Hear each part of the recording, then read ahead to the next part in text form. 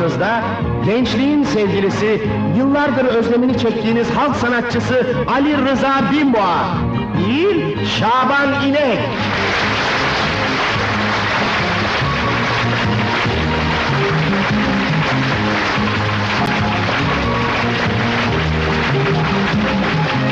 Özgürlük ve barış tüm insanların özlemi olacak yarınlarda. Anam, bacım, kardeşim, eşim, dostum, yandaşım, daha da mutluyuz yarınlarda.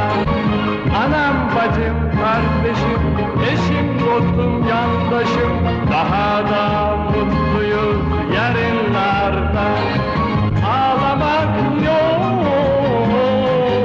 gülmek var, düşmanlık yok, dostluk var. Yarınlarda, yarınlarda seni sevmek var. Yarınlarda, yarınlarda mutlu günler var.